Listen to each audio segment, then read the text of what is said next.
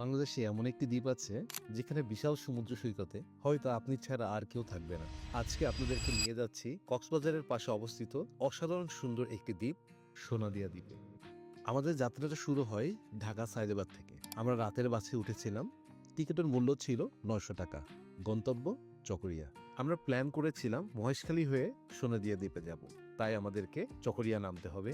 ভোর 4টার দিকে আমরা চকরিয়ায় পৌঁছে যাই। তখন চারপাশ অন্ধকার থাকায় আমরা কিছুক্ষণ অপেক্ষা করি সূর্যের আলো ওঠার জন্য। এরপর চকরিয়া থেকে আমরা একটা সিএনজি ভাড়া করি, জনপ্রতি 60 টাকা করে। গন্তব্য বদরখালী। চকরিয়া থেকে সোনাদিয়া দ্বীপে যাওয়ার জন্য কোনো ডিরেক্ট যানবাহন নেই, তাই আমাদেরকে ভেঙে ভেঙে যেতে হবে। বদরখালী সিএনজি স্ট্যান্ড থেকে আমরা একটা অটোরিকশা নিই, জনপ্রতি 10 টাকা করে। তার গন্তব্য ছিল জনতা বাজার। এখানে এসে দেখি পরিবেশটা একটু অন্যরকম।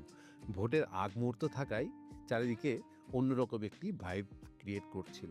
এরপর এই জনতা বাজার থেকে আমরা আরেকটি সিএনজি ভাড়া করি, যেটা 100 টাকা করে জনপ্রতি খরচ হয়।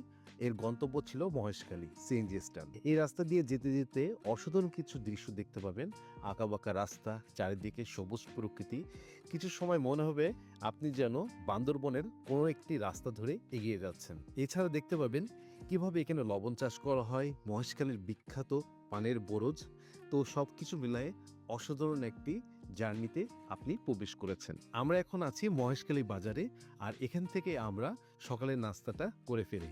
এখানকার ডুবা তেলের পরোটা আর মুগের ডাল, অসাধারণ একটি নাস্তা আমরা করি খুব অল্প টাকার মধ্যে।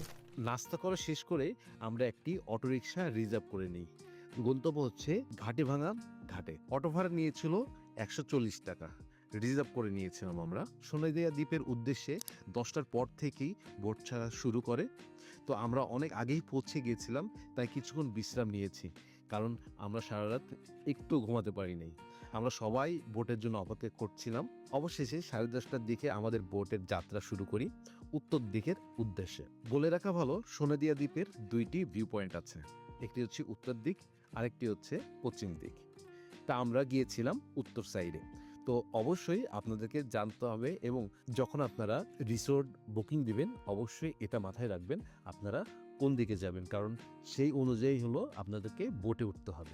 নতুন একটি দ্বীপে যাওয়ার অনুভূতি ছিল অন্যরকম। চারিদিকে যেমন নিস্তব্ধ, কোনো কোলাহল নেই, শুধু সমুদ্র আর প্রকৃতি। এটাই হচ্ছে অন্যরকম একটি অনুভূতি, যেটা আপনি ভ্রমণ ছাড়া আর কোথাও ফিল করতে পারবেন না। আমরা উঠেছিলাম সোনাদিয়া দ্বীপের সোনাদিয়া ক্যাম্প ফায়ার রিসোর্টে। এখানে বিভিন্ন ধরনের প্যাকেজ আছে। আমরা নিয়েছিলাম 1100 টাকার প্যাকেজ, যার মধ্যে ছিল 3 বেলা খাবার এবং থাকা। এখানে তারা ক্যাম্পেইনের যাবতীয় সবকিছুই প্রোভাইড করে। আসলে এখানে আপনাদেরকে আলাদাভাবে কোনো ট্রেন্ড নিয়ে আসতে হবে না, কারণ রিসোর্ট থেকে এটা প্রোভাইড করে। সত্যি বলতে এখানে এসে অসাধারণ ভালো লাগছিল। আমরা অনেক ক্লান্ত ছিলাম, তাই খাওয়া দাওয়া শেষ করে একটু রেস্ট নিয়েছিলাম। এরপরও বের হয়ে আমরা দেখলাম এই অপরূপ সৌন্দর্যের মেন দৃশ্য, যা সত্যি অকল্পনীয়।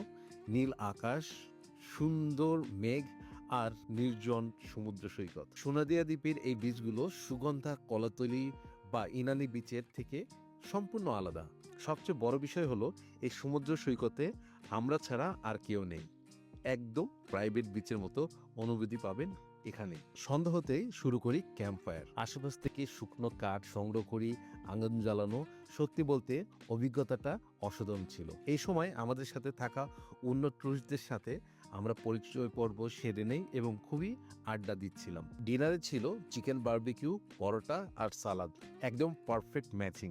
সবকিছু মিলে রাতটা বেশ ভালোই কাটছিল। সবচেয়ে বেশি ভালো লাগছিল ক্যাম্প ফায়ার আর জ্যোৎস্নার আলো। রিসোর্টটা আমার কাছে মোটামুটি ভালোই লেগেছে, তবে তাদের সার্ভিস একটু উন্নত করতে পারতো। আর রিসোর্ট থেকে বিচে যেতে একটু দূরে হাঁটতে হয়, তাই আসা যাওয়া কিছুটা ঝামেলা মনে হতে পারে। তবে খাবারগুলো খুবই ভালো ছিল তাদের। অনেক রাত পর্যন্ত আমরা খুবই আড্ডা দিচ্ছিলাম। প্রায় 3টার দিকে আমরা ঘুমাতে যাই এবং পরের দিন সকালে ঘুম থেকে উঠে আমরা নাস্তা করে আবার রওনা দেই সুকিয়া ভ্যালির উদ্দেশ্যে। আজকের ভিডিওতে সোনাদিয়া দ্বীপের অভিজ্ঞতা এতটুকুই। পরবর্তী পর্বে দেখাবো সুকিয়া ভ্যালির রোমাঞ্চকর অভিজ্ঞতা। ভিডিওটা ভালো লাগলে অবশ্যই লাইক, শেয়ার এবং সাবস্ক্রাইব করতে ভুলবেন না যেন। সবাই ভালো থাকুন, সুস্থ থাকুন। আল্লাহ হাফেজ।